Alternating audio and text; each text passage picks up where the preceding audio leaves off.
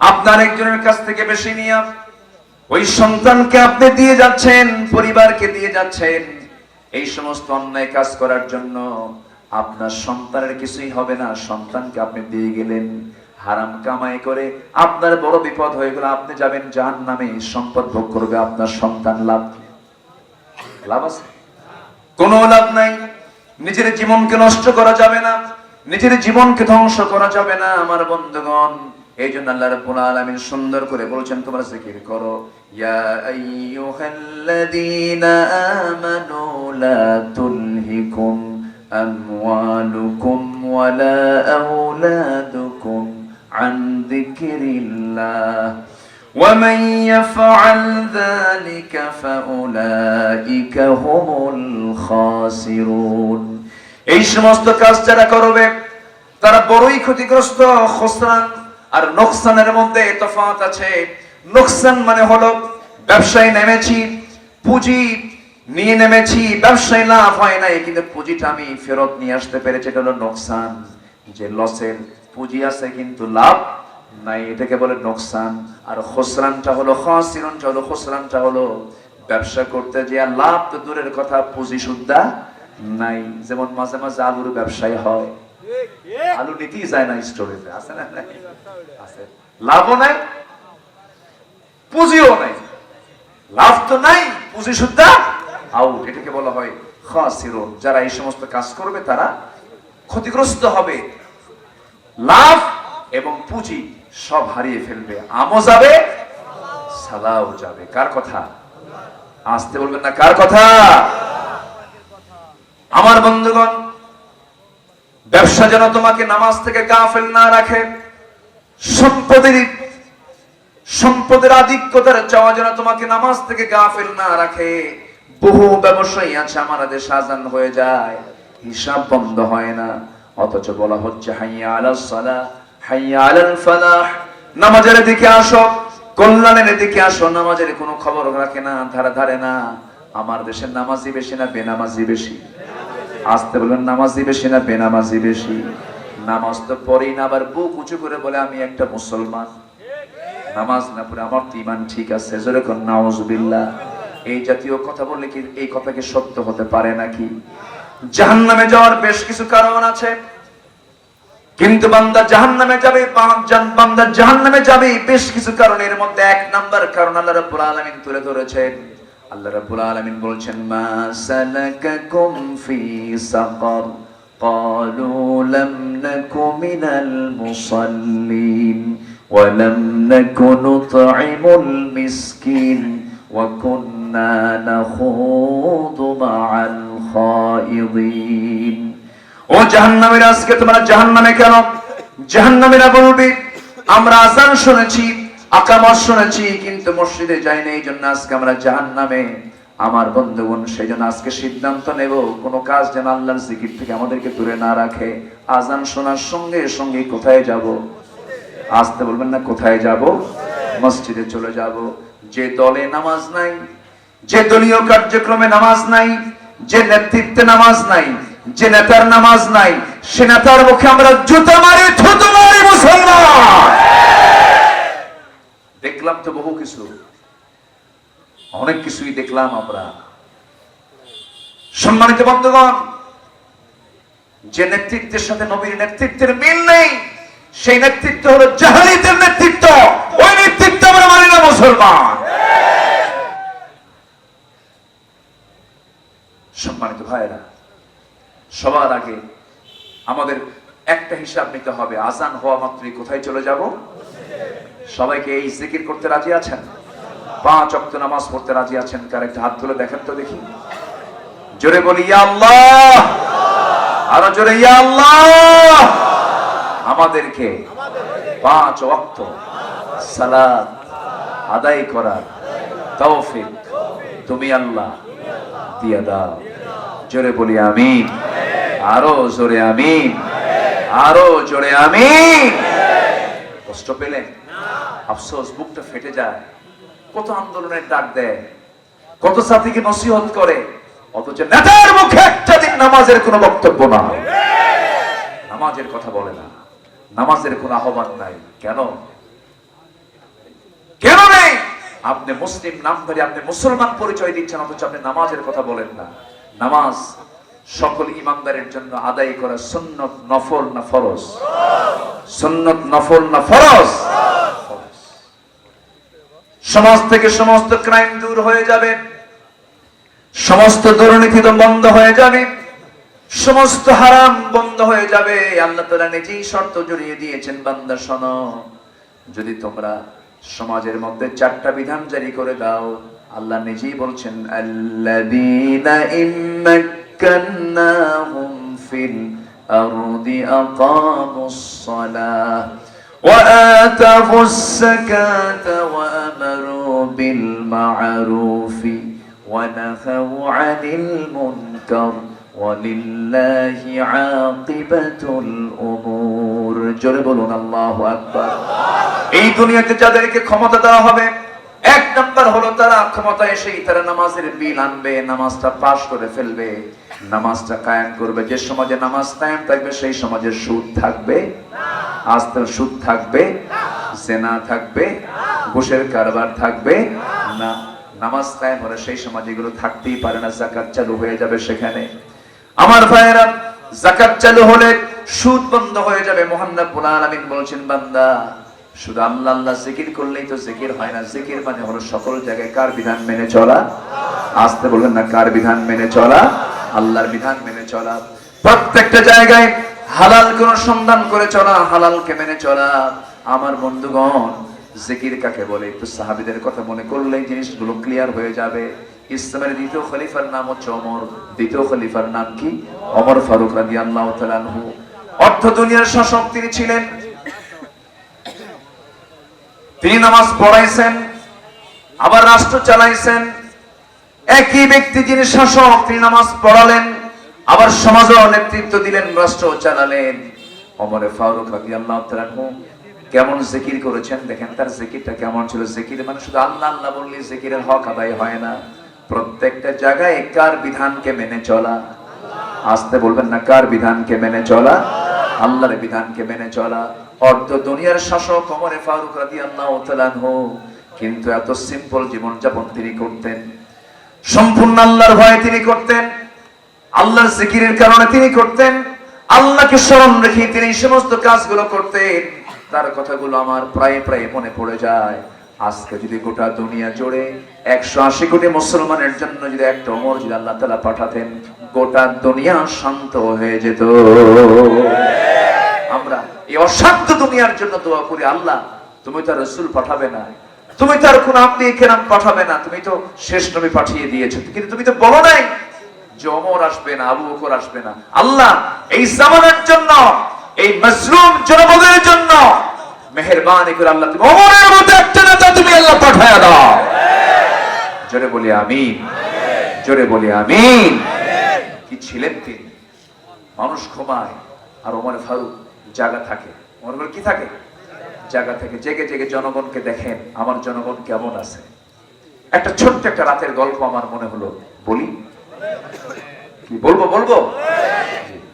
একটা রাতের গল্প আমার মনে হলো। কোন এক রাতে এশার নামাজ তিনি পড়ালেন। পড়লেন না পড়ালেন? আসতে বল, পড়লেন না পড়ালেন? তাহলে ইসলামের যারা শাসক হবেন, মুসলিম যারা শাসক হবেন, তারা পড়বে না পড়াবে? এই যে মালয়েশিয়ার প্রধানমন্ত্রী ডক্টর আনোয়ার ইব্রাহিম, উনি সম্প্রতি আমেরিকার একটা সফরে গিয়েছিলেন। আমি তখন আবার মালয়েশিয়া ছিলাম। এই বেচারি আমেরিকায় গেছে, জুমার নামাজের সময় হয়ে গেছে। তাকে বলা হলো আপনি আজকে নামাজের দায়িত্ব পালন করবেন। একটা দেশের প্রধানমন্ত্রী জুমার খুতবা দিলেন, নামাজ পড়ালেন। মুসলিম শাসক তেমনই হওয়ার কথা ছিল। যে নেতা আপনার জানাজায় হাজির হতে পারবে না, যে নেতা আপনার জানাজার নেতৃত্ব দিতে পারবে না, ওই নেতা কখনো মুসলমানদের নেতা হতে পারে না। কথা ক্লিয়ার? কথা ক্লিয়ার? সম্মানিত ভাইরা, ওমর ফারুক রাদিয়াল্লাহু তাআলা নামাজ পড়ালেন। ফজর কি বলে, ইশার নামাজ পড়ায়া সোজা বাড়িতে গেলেন। সোজা বাড়িতে গিয়ে স্ত্রীকে ডাক দিয়ে বলছেন, স্ত্রী আমার, আমাকে কিছু খাবার দিয়ে দাও। কিছু খাবার তিনি খেয়ে নিলেন। আর বললেন, শোনো আমার স্ত্রী, আল্লাহর কসম করে বলি, আমি তো শাসক নয়, আমি হলাম জনগণের খাদেম। আমি একটু বাইরে বের হয়ে গেলাম, জনগণকে দেখতে হবে আমার। ছোট্ট একটা লাঠি নিয়ে তিনি বের হতেন, কাউকে লাগতো না, তার সামনেও কোনো প্রোটোকল নাই, পিছনেও কোনো প্রোটোকল নাই। অথচ রোম পারস্যতার নাম শুনলে পরে থরথর করে কাঁপে, ভয়ে শয়তান পর্যন্ত কাছে আসতো না। এত একজন দামি নবী, দামি একজন সাহাবী ছিলেন, এত আল্লাহর পছন্দের গোলাম তিনি ছিলেন, কাউকে তার লাগতো না, তিনি একা একাই চলতেন। অর্ধ দুনিয়ার তিনি শাসনকর্তা, তিনি ছিলেন 40টা রাষ্ট্রের তিনি রাষ্ট্রপ্রধান। ওমরে ফারুক রাদিয়াল্লাহু তাআলা তিনি করলেন কি, এশার নামাজ পড়ায়া যত কিঞ্চিত কিছু খাবার খেলেন। খাবার খেয়ে নিয়া স্ত্রীকে ডাক দিয়ে বলছেন, স্ত্রী আমি বাইরে বের হয়ে গেলাম, আসতে আমার ফজর হয়ে যাবে। বের হলেন, বের হওয়ার সঙ্গে সঙ্গেই তিনি প্রথমে একবারের সামনে গিয়ে দাঁড়ায় দেখেন বাচ্চাদের কান্নাকাটি। বাচ্চাগুলো কাঁদবে কেন, কি হয়েছে? মাকে ডাক দিলেন, ও বাচ্চারা মা, সন্তানগুলো কাঁদে কেন? আমি বিধবা, আমার সন্তানগুলো খাবার পাচ্ছে না, এই জন্য কাঁদে। খাবার নাই, খাবারের কোনো সামান আমার বাড়িতে জোগাড় নাই। হযরত ওমর ফারুক করলেন কি, খাদ্য গুদামে চলে আসলেন, ম্যানেজারকে বললেন, এক বস্তা আটা আমার পিঠে উঠায় দাও, আমি নিয়ে যাব ওই ইতিমের বাড়িতে, বিধবার বাড়িতে। ম্যানেজার বলছে, আপনি আমাকে দেন, আমাকে দায়িত্ব দেন। ওমর ফারুক তিনি চক্ষুটা বড় করে বলছেন, ম্যানেজার, কিয়ামতের দিন আমার আমলনামা তোর পিঠে আসবে না রে। আটার বস্তা নিজের পিঠে বহন করে নিয়া বিধবার বাড়ির সামনে দাঁড়ায় বলছে, শোনো, আবার যখন আটার বস্তা পড়ে যাবে আমাকে খবর দেবে। ওমর নিজের দায়িত্বে পালন করবে, নিজের দায়িত্ব এখানে দিয়ে যাবে। এরপরে করলেন কি, সামনের দিকে চলতে নিয়ে দেখেন একটা ঘর থেকে বড় একজন মহিলার কান্নার আওয়াজ আসতেছে। বাইরে থেকে প্রশ্ন করলেন, ভিতরে মহিলা কেন কান্নাকাটি করছে, কি হয়েছে? পেটে বাচ্চা ডেলিভারি হবে, কিন্তু ধাত্রী নাই, নার্স নাই, অনেক গভীর রাত, খুব কষ্ট হচ্ছে। ওমর ফারুক এখন কি করবেন, কার কাছে যাবেন? সোজা নিজের বাড়ির মধ্যে ঢুকলেন, স্ত্রীকে বলছেন, স্ত্রী বোরকাটা পড়ো, আমার সঙ্গে তোমাকে যেতে হবে। নিজের স্ত্রীকে বোরকা পড়ায় নিয়ে ওই বাড়ির সামনে গিয়া স্ত্রীর দুটো হাত জোড়ে ধরে বলছে, আল্লাহর কসম করে বলি, আমরা শাসক নেই, আমরা হলাম জনগণের খাদেম। এই ঘরের মধ্যে একজন মহিলা, সন্তান ডেলিভারি হচ্ছে না, নার্সের অভাবে, আল্লাহ না করুন এই নার্সের অভাবের কারণে যদি এই মহিলার যদি মৃত্যু হয়ে যায় অথবা শিশুর যদি মৃত্যু হয়ে যায়, কিয়ামতের দিন আমি ওমর, আমাকে খুনির কাতারে দাঁড় হতে হবে। যাও খেদমত করো। এটা কার জিকির? আসতে বলবেন না, কার জিকির? আল্লাহর জিকির। শুধু নামাজ পড়লে যে জিকির হয় তা কিন্তু নয়, সব জায়গায় জিকির করতে হবে কার? আল্লাহর জিকির করতে হবে, আল্লাহর পছন্দের কাজ করতে হবে। আমার বন্ধুগণ, ওমর ফারুক নিজের স্ত্রীকে নার্স বানায়া দিয়া ওই ঘরের মধ্যে ঢুকায়া দিলেন। আবার তিনি সামনের দিকে চলতে লাগলেন, চলতে চলতে একাকে চলছেন আর আল্লাহর কালাম তেলাওয়াত করছেন। করতে করতে চলতে চলতে রাস্তায় চলতে চলতে সামনে দেখেন নিঝুম পল্লী, কোনো আওয়াজ নেই, চতুর্দিকে শুনশান নীরবতা। এটা ছোট্ট একটা ঘর, খেজুর পাতার বানানো বেড়ার ঘর, উপরের সামনেটাও খেজুর পাতার বানানো বেড়া। এমন একটা ছোট্ট ঘরের কুঠির ঘর থেকে গুনগুন গুনগুন করে চিকন সুরে এক মহিলার গানের আওয়াজ যখন তার কানে চলে আসতেছিল, ওমর ফারুক রাদিয়াল্লাহু মনে মনে চিন্তা করলেন, এটি ইসলামী জনপদ, ইসলামী রাষ্ট্র, অথচ এমন একটা জনপদে একজন মহিলা এত গভীর রাতে তাহাজ্জুদ নামাজ না পড়ে, কোরআন তেলাওয়াত না করে বিরহের গান, পুরুষকে পাওয়ার জন্য গুনগুন করে গান গাচ্ছে। এমন বিরহের গান কে গায়? তিনি রেগে গেলেন, খেপে গেলেন, দরজায় এসে নক করলেন। দরজায় নক করে বলছেন, কি ঘরের মধ্যে তুমি গান গাচ্ছ? এত বড় সাহস, আল্লাহর কালাম তেলাওয়াত করতে পারো না, নামাজ পড়তে পারো না? বারবার ধমক দিয়ে দরজা খুলতে বলেন, কিন্তু মহিলা দরজা খোলে না। অনেক গভীর রাত, ওমর ফারুক করলেন কিনা, এই মহিলাকে অবশ্যই আসামিকে খুঁজে বের করতে হবে। পিছন দিকে চলে গেলেন, খেজুর পাতার বানানো বেড়াটা আস্তে করে টান মারলেন, ভিতরে ঢুকে পড়লেন। ভিতরে ঢুকে পড়ে সঙ্গে সঙ্গে ওই মহিলাকে লক্ষ্য করে বলছেন, মহিলা শোনো, তুমি এই গভীর রাত্রিতে আল্লাহর কালাম তেলাওয়াত না করে জায়গায় তুমি গুনগুন করে গান গাচ্ছ কেন? তুমি কি জানো না এটা ইসলামী জনপদ? মহিলা খলিফা ওমর ফারুককে চিনতে পারে নাই, মহিলাও কম না। মহিলা বলছে, হে যুবক, তুমি আমাকে নসিহত করতে আসছো, এখন রাত কতটা বাজে, অনেক গভীর রাত, এই সময় তুমি আমাকে নসিহত করতে আসছো? আমি গান গাইছি, এটা আমার একটা বড় অপরাধ হতে পারে, কিন্তু আমার সামনে তুমি দাঁড়িয়ে দাঁড়িয়ে একটা নয়, দুইটা নয়, তিনটা নয়, চারটা বড় বড় ভুল তুমি করে ফেলেছো। ওমরে ফারুক বলছেন, কি কি ভুল করলাম তুমি আমাকে বলো। নাম্বার 1, আপনি আমার ঘরে ঢুকবেন, আপনি কোনো মতে পেয়েছেন নাকি না, সালাম দিয়েছেন নাকি না। লা তাদখুলু বুয়ুতান গায়রা বুয়ুতিকুম হাত্তা তাস্তানিসু ওয়া তুসাল্লিমু আলা আহলিহা। সালাম দিলেন না, অনুমতি না নিয়া ঘরের মধ্যে ঢুকলেন। এই 2টা। নাম্বার 3 হলো আপনি আমার বেড়াটা ভেঙে ফেলছেন, আমার সম্পদের ক্ষয়ক্ষতি হয়ে গেছে, বান্দার হক নষ্ট করেছেন। নাম্বার 4 হলো আপনি একজন পরপুরুষ, আমি একজন পরনারী, আমি হলাম গায়রে মাহরাম, আপনি একজন গায়রে মাহরাম। আমার সামনে আপনি দাঁড়ালেন, যদি আমি মাথায় কাপড় দিয়ে ঢেকে ঢুকে আছে কিন্তু একটু হলো আমার পর্দার খেলাফ হয়েছে, এই 4টি ভুল আপনি করেছেন, এই 4টি ভুলের কারণে আমি আপনাকে মাফ করবো না। ওমরে ফারুক বলছেন, কি করবা বলো। এবার ওমরের সামনে এই মহিলা বলতেছে, আগামীকাল সকালবেলা যদি হয় আমি তোমার বিরুদ্ধে ওমরের আদালতে গিয়া মানহানির মামলা দেব। কার সামনে কয়? কার সামনে বলতেছে? ওমরের সামনে বলছে। কি জবাব দিতে দেখেন। ওমরে ফারুক রাদিয়াল্লাহু তাআলা সম্পূর্ণ চুপ মেরে গেলেন, কিচ্ছু বললেন না, নিজের পরিচয়টাকে তিনি গোপন করলেন। এবারে বলছেন, মহিলা শোনো, মামলা যে আদালতে দিতে যাবে ওমরের আদালতে, আমার জানা মতে, আমি ওমরকে যতটুকু চিনি জানি, ওমর লোকটা খুব একটা সুতের না। আচ্ছা বলেন তো, নিজের কথা কি নিজে ভালো পাওয়া যায়? নিজে ভালো বলা যায়? এই কথা বলা মাত্রই মহিলার চক্ষু বড় হয়ে গেছে। মহিলা খেপে গিয়ে রেগে গিয়ে বলতেছে, দোষ করেছে এ পর্যন্ত 4টা, আরেকটা যোগ হলো। তুমি এমন শাসকের বিরুদ্ধে কথা বলো যে শাসকটা হলো সবচেয়ে ন্যায়বান শাসক, এই আকাশের নিচে এই গোটা পৃথিবীতে তার চাইতে ন্যায়পরায়ণ শাসক আর নাই, যার ব্যাপারে আল্লাহ রাসূল জান্নাতি বলে ঘোষণা করেছেন। তুমি তার বিরুদ্ধে কথা কও, তোমারে ছাড়বো না। ওমরে ফারুক চোখের পানি ফেলতে ফেলতে আল্লাহর দরবারে দোয়া করছেন, আল্লাহ এই বান্দির তুমি দোয়াটা তুমি আল্লাহ কবুল করে নাও। তারা সার্টিফিকেট নিয়েছেন, নাম প্রকাশ করে না নাম গোপন করে? বলেন বলেন বলেন বলেন, আমি ভালো না খারাপ? প্রকাশ করে না গোপন করে? গোপন করে, প্রকাশ করে নয়। আপনি জনগণের কাছে কতটুকু জনপ্রিয়, আড়ালে তালাশ করুন, আড়ালে খুঁজুন। মানুষের মনের জগতের সম্রাট হন, জোর করে সম্রাট হওয়ার মধ্যে কোনো সফলতা নয়। মানুষের মন, হৃদয় রাজ্য জয় করুন, হৃদয় রাজ্যের রাজা হন। জোরপূর্বক রাজা হওয়ার ভিতরে কোনো কল্যাণ। কষ্ট পাচ্ছেন? আলোচনা চালাই? যাবে? আর একটু সময়, উনি চলে যেতে চাচ্ছেন। আগে বিদায় নিয়েছেন, আমি অনেকে রুখসত দিয়েছি অনেক আগে, কিন্তু এই একটা লোক যদি সাথে না থাকে করতে হলো। বিশাল বডি তো, আমার তো কয়েকশোটা গোস্ত। আলহামদুলিল্লাহ, ফাইন করে তিনি কিছু কথা বলেছেন, সুন্দর মিল মিল করে কথা বলেছেন। ঠকসি তো কয়েকবার, হতে পারেন চেয়ারম্যান কি জানি বললেন না উনি। খুব মজার মানুষ, মনে হলো যে খুব মজার মানুষ। আল্লাহ তুমি তাকে দ্বীনের জন্য কবুল করে নাও, কোরআনের জন্য কবুল করে নাও, ওমরের ভূমিকা পালন করার তৌফিক দাও। যারা বলি আমিন। সম্মানিত ভাইরা, যে ওমর রাসূলকে মারতে যায় সে ওমর খলিফা, সেকেন্ড খলিফা হয়ে গেছে। আল্লাহু আকবার।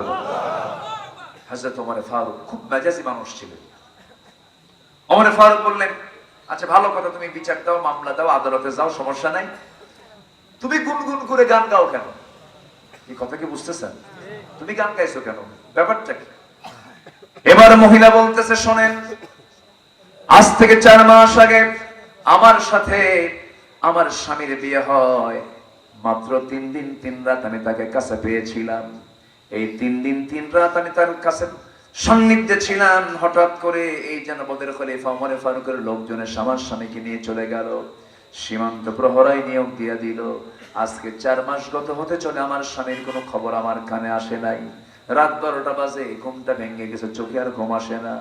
আমার বৈধ স্বামীর প্রেম আমার ভিতরে জেগে উঠছে।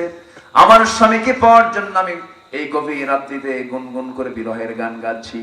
ওমর ফারুক মনে মনে চিন্তা করে ভাবতেছেন, দোষ তো আরেকটা যোগ হলো। কথা বুঝলেন না? দোষ আরেকটা যোগ হয়ে গেছে। এই সাইয়েদনা ওমর ফারুক বলেছেন, ফোরাতের তীরে, ফোরাত নদীর তীরে একটা কুকুর যদি অনাহারে মারা যায়, ইরাকের রাস্তা খারাপের কারণে ওই ভাঙ্গা গর্তের মধ্যে একটা উটের পা পড়ে যাওয়াতে যদি উটের পা ভেঙে যায়, উটের পা কেন ভাঙলো? আর ফোরাত নদীর তীরে একটা কুকুর কেন অনাহারে মারা গেল? এই কুকুরের জন্য ওই উটের পা ভাঙ্গার জন্য আল্লাহ তাআলার কাছে আমাকে আসামির কাঠগড়ায় দাঁড়াতে হবে। কি চিন্তা তারা লালন করেছেন, সেজদায় পড়ে পড়ে কেঁদেছেন, কি সূক্ষ্ম হিসাব তারা করেছেন। অর্ধ দুনিয়ার শাসক তিনি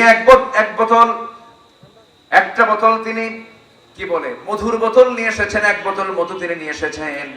স্ত্রীকে সে বলছেন, স্ত্রী এই মধুর বোতলে মধু আছে, মধুটা সুন্দর করে সমান ভাগে ভাগ করে প্রতিবেশীর মাঝে ভাগ করে দাও, কোনো ক্রমেই যেন কম বেশি না হয়, সমান সমান ভাগে যেন সবাই পেয়ে যায়।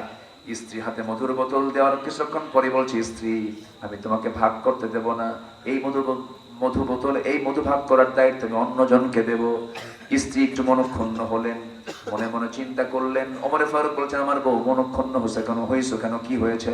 আপনি আমার বিশ্বাস করেন না, আমি কি কম বেশি করব? স্বামী স্ত্রীর মধ্যে কি অভিমান হয় না? আজ থেকে অভিমান হয় না? রাগারাগি হয় কিনা বলেন? কিন্তু আমাদের দেশে আবার মাত্রা ছাড়া রাগারাগি হয়। একটু কিছু হইলে প্রায় আমাদের কাছে প্রশ্ন আসে, ফোন আসে, একটু রাগারাগি হইলে একদম আইনের কাছে যায়, তালাক কিন্তু দিয়ে দেব। আছে কিনা এই সমস্যা? আছে কিনা বলেন? ওই সমস্ত মহিলার উপরে লানত, যে সমস্ত মহিলার ঘন ঘন তালাক চায়। আছে কিন্তু মহিলাও কিন্তু কিছু আছে ঘন ঘন তালাক চায়, এটার প্রতি আল্লাহ লানত।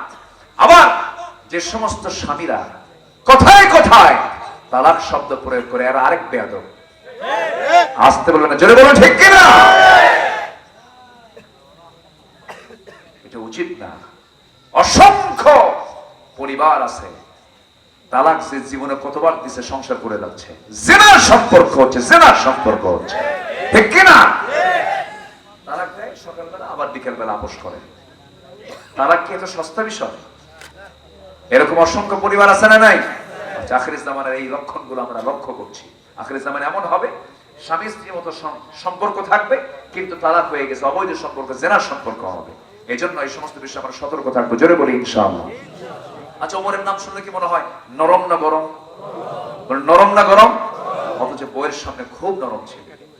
বউকে কি ভয় করে না? কর, আমিও তো ভয় করি। বউকে না ভয় করলে কি উপায় আছে? বউয়ের কথা না শুনলে কি উপায় আছে? পৃথিবীতে এমন কোন স্বামী নাই যে বউয়ের কথা শুনে না, না শুনলে সংসারই হবে। দেখেন, কেউ কিছু কয় না, আস্তে কোন জোরে কোন, ঠিক কিনা? উপায় আছে?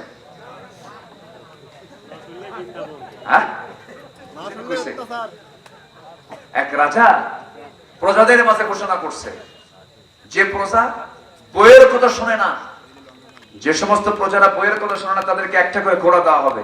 আর যে সমস্ত প্রজা বইয়ের কথা শোনে, তাদেরকে একটা করে ডিম দেওয়া হবে। গোটা দেশে বইয়ের কথা শোনে না এমন লোক খুঁজেই পাওয়া যাচ্ছে না, সব শুধু ডিম নিয়ে যাচ্ছে। বিকেল বেলা এক বেচারি এসে বলতেছে, রাজা মশাই জীবনে কোনোদিন বইয়ের কথা শুনি নাই। রাজা এবার বলতেছে, শোনো, ওই যে আস্তা বলে ঘোড়া আছে, ঘোড়া একখান নিয়ে যা। কালো একখান, কালো কালারের একটা ঘোড়া নিয়ে চলে গেছে বাড়িতে। বউ বলতেছে, কি ব্যাপার তোমার আসতে এত দেরি হলো? ওকে দেখো যে ঘোড়া আনছি। ঘোড়া কালো কেন? এটা কোনো কালার হলো?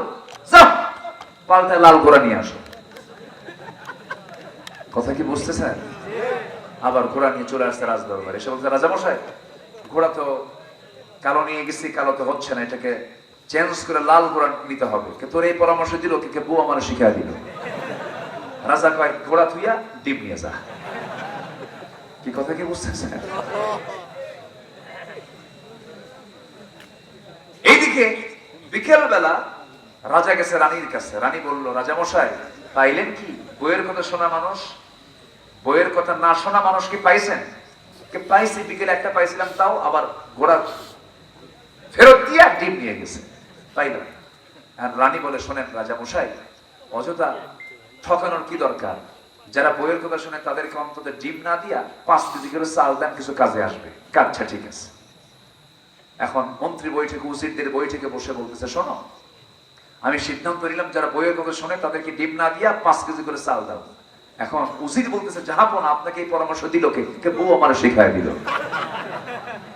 কথা কি বুঝতেছেন আপনারা? রাজাও শোনে, উপায় তো নাই। হযরত ওমর ফারুকের মতো মানুষ, এত বড় একজন শাসক, একদিন তার কাছে বিচার চাইতে আসছে এক বেচারি, মানে বইয়ের সঙ্গে গন্ডগোল, এটা মিটানোর জন্য ওমরের বাড়িতে আসছে। সেই দিন ওমরে ফারুক তিনি ভিতরে তার স্ত্রীর সঙ্গে বাক বিতণ্ডা হচ্ছে, তর্ক বিতর্ক হচ্ছে। পাশের ঘরে বসে এই তর্কগুলো শুনতেছে হচ্ছে ওই বিচার প্রার্থী, ভাবতেছে যে সমস্যা নিয়ে আসলাম তার কাছে, সমস্যা এখন দেখি তার ঘরেই, সে আর কি ফায়সালা করবে, সে বিচার না নিয়ে চলে যাচ্ছে। পিছন থেকে ওমর ফারুক বলছেন, এই তুমি কেন আসলে, কেন যাচ্ছ, তুমি কিছুই তো বললে না, একটা কিছু বলো। বলতেছে, আমিরুল মুমিনিন, যে সমস্যা নিয়ে আপনার কাছে আসছিলাম সেই সমস্যাটা আপনার ঘরের মধ্যেই ঢুকছে, আপনার বউ আপনাকে এত কিছু বলে আপনি একটা জবাব দেন না।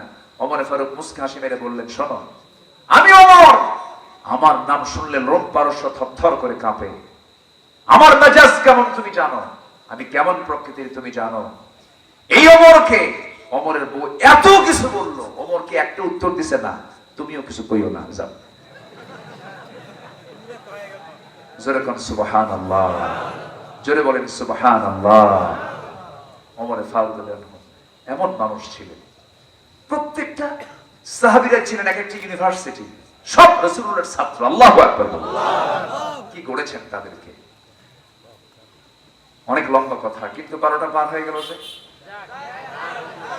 কোন আপত্তি নাই, আলোচনা শুনতে রাজি আছেন আপনারা? জোরে বলি ইনশাআল্লাহ। দুইটা কাজ শিখে যাবে, এক নাম্বার হলো জিকির করব কার, আস্তে হলো জিকির করব কার, আল্লাহ। জিকিরের জন্য কোনো বাধা আমার সন্তান, আমার সম্পদ যেন না হয়। জোরে বলি ইনশাআল্লাহ, জোরে বলি ইনশাআল্লাহ। আমার বন্ধুগণ, সাইয়েদনা ওমর ফারুক রাদিয়াল্লাহু তাআলা আনহু মধুর বোতলটা করলেন কি, প্রতিবেশীর কাছে দিলেন আর বললেন ভাগ করে দাও। ভাগ করে দেওয়া হলো। সেই ভাগের মধুটা নিয়ে এসে বউয়ের হাতে দিয়ে বলছে, আমার স্ত্রী শোনো, আমি তোমাকে সন্দেহ করি না, আমি তোমাকে দাম দেই, তুমি আমার সন্তানগুলোর মা, আমি বাইরের রাষ্ট্র চালাই, তুমি আমার বাড়ির রাষ্ট্র চালাও, আমি তোমাকে সম্মান করি, কিন্তু আমার স্ত্রী, আমি মধু ভাগ করার দায়িত্ব আমি তোমাকে এই জন্য দেই নাই, কারণ এই মধুটা হলো তরল জিনিস, এই মধু ভাগ করতে নিয়া তুমি যদি সমান ভাগও ভাগ করো, কিন্তু মধুর কিছু কয়েক ফোঁটা মধু তোমার হাতে লেগে যাবে। এই যে 2-1 ফোঁটা মধু যে তোমার হাতে লেগে যাবে, এতটুকু অংশ আমাদের ভাগে বেশি আসুক এটা চাই নাই মনে করে মধু ভাগের দায়িত্ব আমরা না নিয়ে অন্যজনকে দিয়ে দিয়েছি। জোরে বলেন সুবহানাল্লাহ। এটার নাম জিকির। এটার নাম কি? আস্তে, এটার নাম কি? কোন অনিয়ম করা যাবে না, কোন অবৈধ করা যাবে না, কোন হারাম কাজের দিকে জড়ানো যাবে না। আমার হালাল ইনকাম যদি হয়, নামাজ যদি ঠিক মতো হয়, রমজান মাসে রোজা যদি ঠিক মতো হয়। এক সাহাবী বলছেন, ইয়া রাসূলুল্লাহ, আমল আমার বেশি করব না, আমি আমার অল্প কিছু আমল দিয়ে দেন। রাসূল বলেন, তুমি কি কি আমল করবা কও। সাহাবী বলছেন, ইয়া রাসূলুল্লাহ, কি ইদা সাল্লাইতুল মাকতুবাত ওয়া সুমতু রমাদান ওয়া হালালতুল হালাল ওয়া হারামতুল হারাম ওয়া লাম আযিদ আলা যালিকা শাইআন আদখুলুল জান্নাতা ইয়া রাসূলুল্লাহ। ক্বালা নাআম। আমার বন্ধুগণ, সেই সাহাবী বলছেন, হুজুর, আমি 4টা কাজ করতে চাই। কি কি বলো? 5 ওয়াক্ত নামাজ, রমজান মাসের রোজা, হালালকে হালাল জেনে হালাল জীবন গ্রহণ করব, হারামকে হারাম জেনে হারাম জীবনকে বর্জন করব। আদখুলুল জান্নাহ ইয়া রাসূলুল্লাহ, আমি কি জান্নাত পাবো নাকি, আমি কি জান্নাতে যাব নাকি? রাসূল মুস্কি হাসি মেরে বললেন, ও সাহাবী, তুমি নিশ্চিত জান্নাতে চলে যাবে। যেরকম সুবহানাল্লাহ।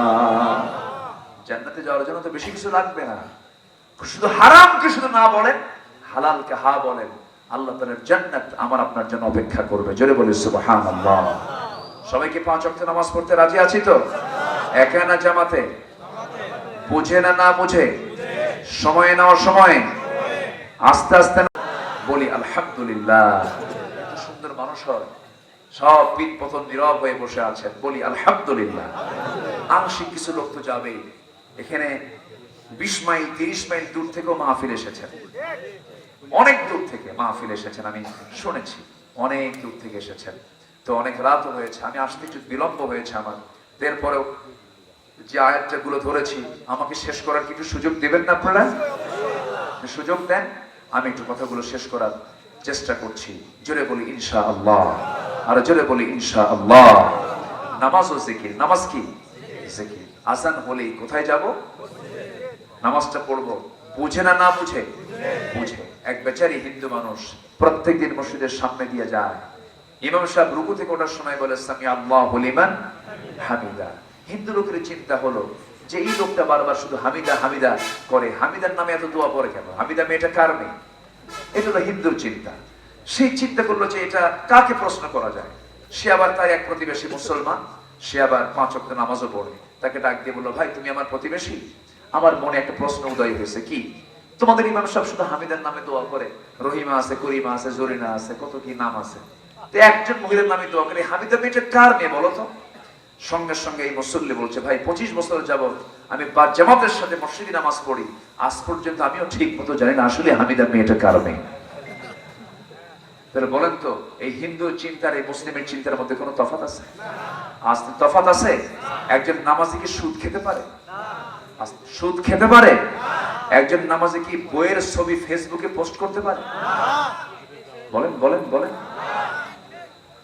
বইয়ের ছবি বিবাহ বার্ষিকী পালন করে, আবার বইয়ের ছবি মোবাইলে তুলে নিয়ে অর্ধলগ্ন করে ফেসবুকে পাবলিক করে বলে, আসুন আমরা সবাই মিলে আমার বউকে জামাতের সাথে দেখি।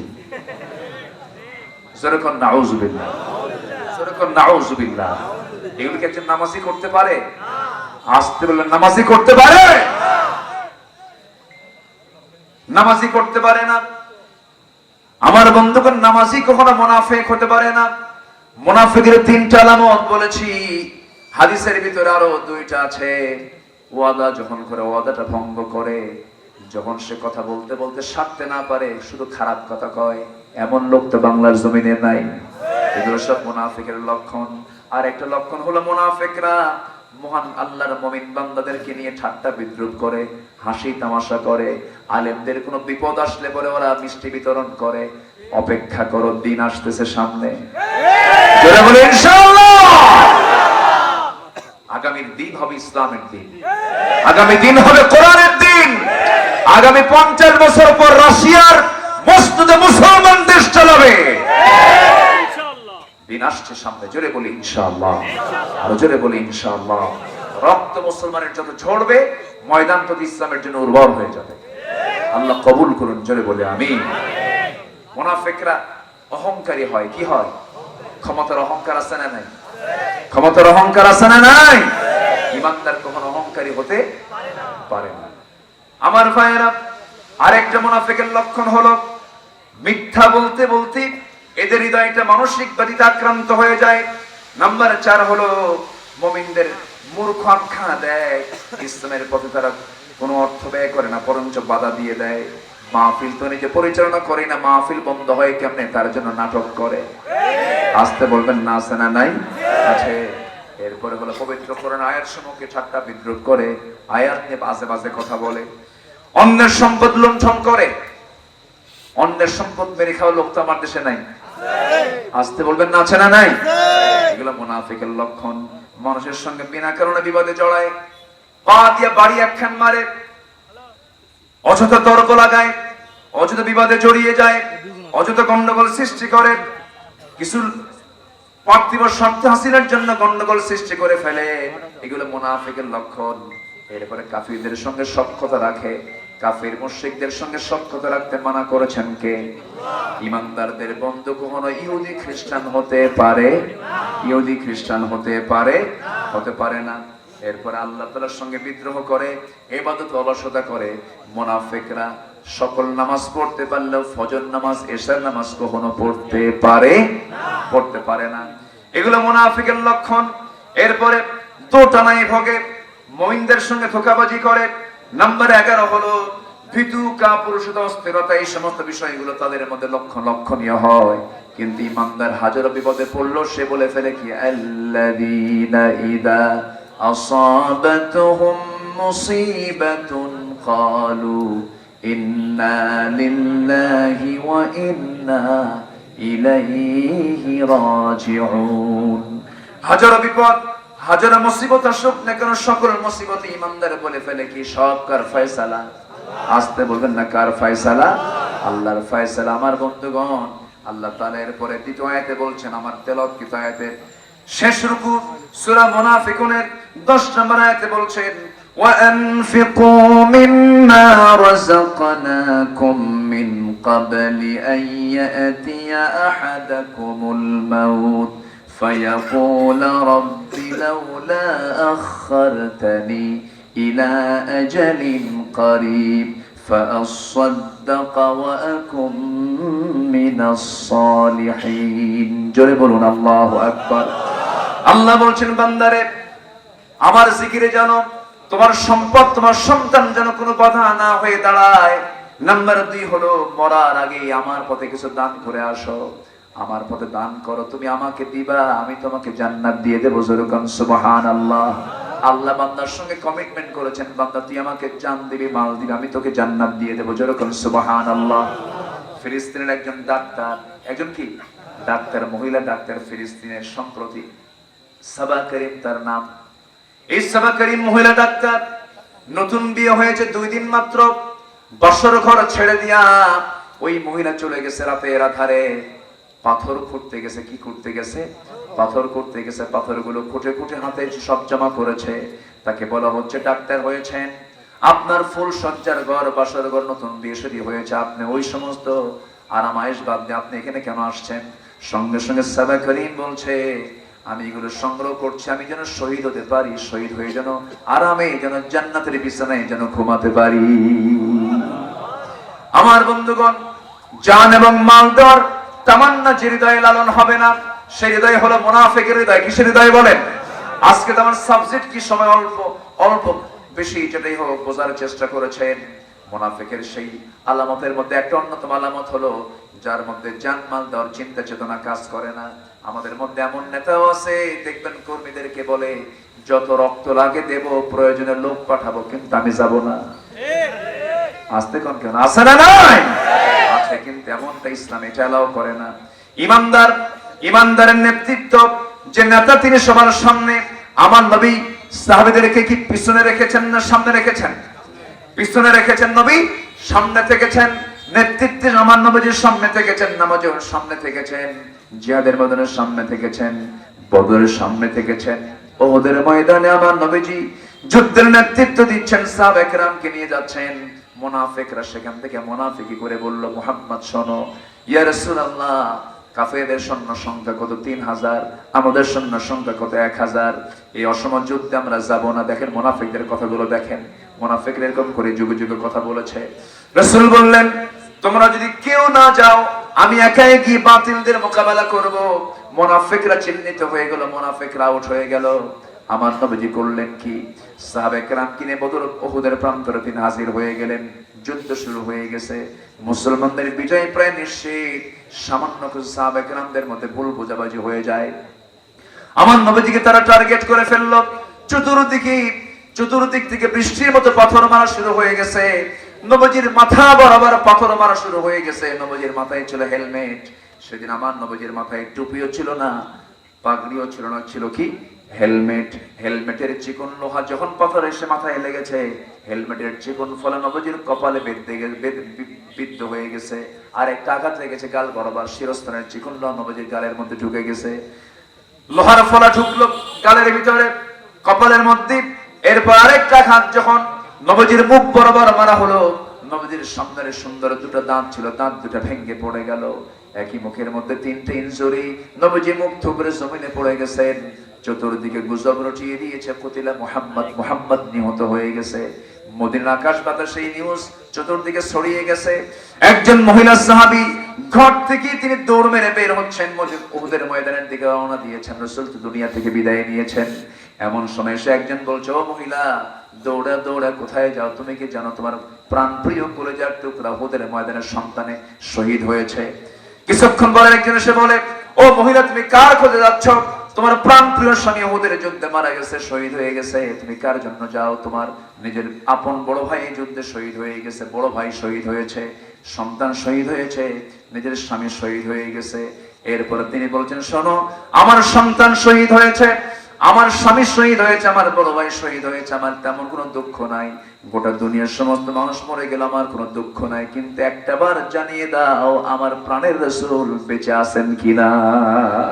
যেরকম সুবহানাল্লাহ, আরো জোরে বলে সুবহানাল্লাহ। সেই উহুদের ময়দানে আমার নবীজি মুখ থুবড়ে পড়ে আছেন। সাইয়েদনা আবু বকর, সাইয়েদনা আলী রাদিয়াল্লাহু আনহু তন্ন তন্ন করে খুঁজে রাসূলকে খুঁজে বের করলেন। সেদিকে খুঁজে বের করে কোলের মধ্যে করে নিয়ে এক জায়গায় শোয়া দিলেন। মাথার সেই লোহার ফলাটা কে বের করবে? উবাইদ ইবনে জাররাহ রাদিয়াল্লাহু তাআলা আনহু নবীর সেই ফলাটা বের করার জন্য, লোহার ফলাটা কপাল থেকে বের করার জন্য বারবার চেষ্টা করছেন, পারছেন না। আস্তে টান দিলে নবীজির কষ্ট হচ্ছে, তিনি হাত দিয়ে টান না দিয়া দাঁতটা লাগায় দিলেন। দাঁতটা লাগায় দিয়ে এত জোরে টান মারলেন, দাঁতের দিকে খেয়াল না করে নবীজির জন্য কষ্ট না হয় এত জোরে টান মারলেন, সামনের দুটো দাঁত সঙ্গে সঙ্গে ভেঙে গেল।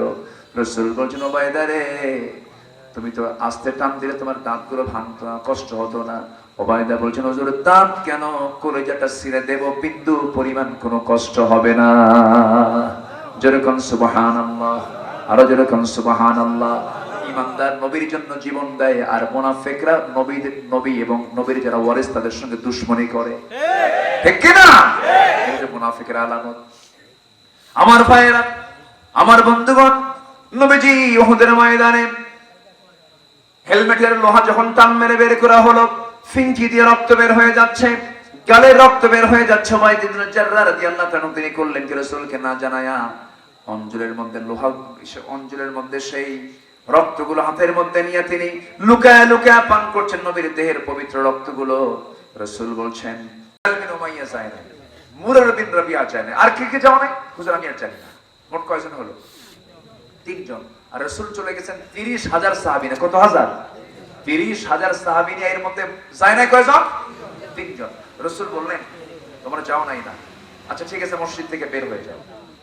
মসজিদ থেকে বের হওয়া মাত্রই নবীজির চক্ষুটা লাল হয়ে গেল এবং বললেন, হেলাল বিন উমাইয়া, কাব বিন মালিক এবং মুরারা বিন রাবিয়া, এই 3 জনের বিরুদ্ধে আমি রাসূল বয়কট ঘোষণা করলাম। এই 3 জন ব্যক্তির সাথে কেউ সালাম কালাম, ওঠা বসা, খাওয়া দাওয়া কিচ্ছু করতে পারবে না। আল্লাহু আকবার বলেন। এই 3 সাহাবীর কানে যখন সংবাদ গেল, বলেন তো পৃথিবী কি আর পৃথিবী আছে তাদের কাছে? পৃথিবী কি বড় আছে না ছোট হয়ে গেছে? ছোট হয়ে গেছে। নবীজি বয়কটের ডাক দিয়েছেন। এই বয়কটের কথা যখন ওই 3 সাহাবীর কানে চলে গেছে, কাব বিন মালিক রাদিয়াল্লাহু তাআলা কথাটা শুনলেন, শুনে তিনি বাড়ির দিকে রওনা করলেন। দরজায় গিয়ে কড়া নাড়ছেন, স্ত্রী দরজা খোলো। ভিতর থেকে স্ত্রী বলছে, শোনো, দরজা খুলবো, শর্ত আছে। সেই শর্তটা হলো, আমি আপনার জন্য দরজা কেন খুলবো না, আপনি তো বাড়ির মালিক, দরজা খুলবো এই দিক দিয়ে, পিছনের দরজাতে আমি বাইরে বের হয়ে চলে যাব, কারণ যে ব্যক্তিকে বিশ্ব নবী রাসূল বয়কট করেছেন, আমিও তাকে বয়কট করে ফেললাম। নামাজ ছিল না, আজ থেকে নামাজ ছিল না, দান সদকা ছিল না, সবই তো ছিল। রাসূল বয়কট করলেন কেন? বুঝতে হবে। আমার বন্ধুগণ, এরপরে কি হলো? কাব বিন মালিক নিজের বাড়ির মধ্যে ঢুকতে পারলেন না, বউ পর্যন্ত সাক্ষাৎ করলেন না, কারণ নবী যেখানে নাখোশ সেই জায়গায় পৃথিবীর কোনো মানুষের সম্পর্ক রাখতে পারে না। কাব বিন মালিক করলেন কি, ঘর থেকে ঘরের ভিতরে ঢুকতে পারলেন না, বাইরে বের হয়ে দেখেন তার ফুটফুটে 2টা বাচ্চা, 9 বছর 11 বছর। এই বাচ্চাগুলোকে ডাক দিচ্ছেন, আমার কলিজার টুকরার সন্তান, এদিকে আয়, তোদেরকে একটু আদর করি। বাচ্চাগুলো বলতেছেন, না না, যাব না। যে ব্যক্তিকে রাসূল মুহাব্বত করে না, সেই ব্যক্তিকে আমরাও মুহাব্বত করি না। আল্লাহু আকবার বলবেন না? কাব বিন মালিক কোথায় যাবেন এখন? চোখের পানি ফেলে ফেলে কাঁদেন। হেলাল বিন উমাইয়ার বয়স 70 বছর। কত বছর? নবীর চাইতে বেশি বয়স, 70 বছরের বুড়া মানুষ, চামড়াগুলো সব কুঁচকে গেছে, বুড়া মানুষ। এই বুড়া মানুষের বিরুদ্ধে রাসূল এইরকম একটা বয়কটের ডাক দিয়েছেন।